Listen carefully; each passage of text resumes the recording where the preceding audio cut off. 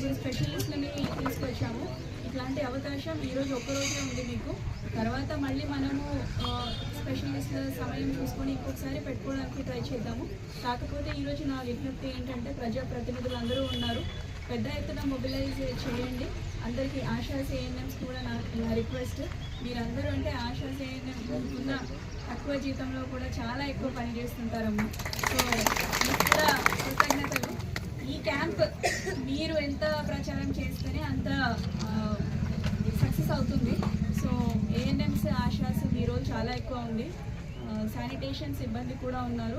Course మీ health camp last day ఉంది, కానీ మీకు కూడా ఏదైనా స్పెషలిస్ట్ సేవలు తీసుకోవాలి అనుకుంటే ఈరోజు నా రిక్వెస్ట్ డిఎంహెచ్ఓ ఇస్ ఇక్కడ ఉన్న శానిటేషన్ సిబ్బందికి ఈరోజు వీలైతే ఇక్కడే హెల్త్ చెకప్ చేయించండి.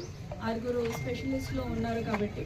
సో ఈ యాక్షన్ ప్లాన్ ఈరోజు మనం ఇక్కడ పెట్టిన క్యాంప్ని సద్వినియోగం చేసుకోవాలి. కొన్ని సమస్యలు ఉన్నాయి, అవన్నీ పూర్తిగా ఒకసారి రివ్యూ చేసి స్టాఫ్ ప్యాటర్న్ కూడా మీరు ఇచ్చిన సజెషన్స్ ప్రకారం it is very valid MLA గారు.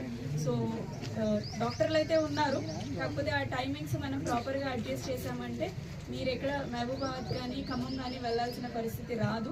మంచి డాక్టర్స్ ఉన్నారు, మంచి ఎక్విప్మెంట్ ఉంది, మంచి హాస్పిటల్ కూడా ఉంది. మీ ప్రజాప్రతినిధులు కూడా ఇక్కడే అన్ని సౌకర్యాలు ఉండాలని కూడా కోరుకుంటున్నారు. మనమే ఇవి వినియోగించుకోవాలి అంతే. సో ఏదున్నా కానీ కూడా జిల్లా యంత్రాంగం తరఫున నేను మీకు అన్ని సేవలు అందించడానికి సిద్ధంగా ఉన్నాను. వాటికి పెయింటింగ్లు కానీ చుట్టుపక్కల ఉన్న కప్ప చెట్లు కానీ తీసేయగలుగుతాం.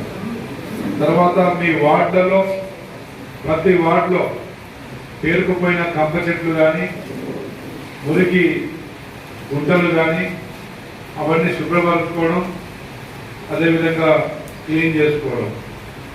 తర్వాత సర్పంచులు ఎంపీడీఓ గారు వచ్చిందా మొత్తం 50 నుంచి 100 మందితోని మీరు హెల్త్ క్యాంప్ ఉన్న హెల్త్ క్యాంప్, పరిసరాల పరిశుభ్రత పొద్దున 6ంటికి మొదలుపెట్టి 10 వరకు ఒక వారం రోజులు పొద్దున 6 నుంచి 10 వరకు పరిశుభ్రత పరిసరాల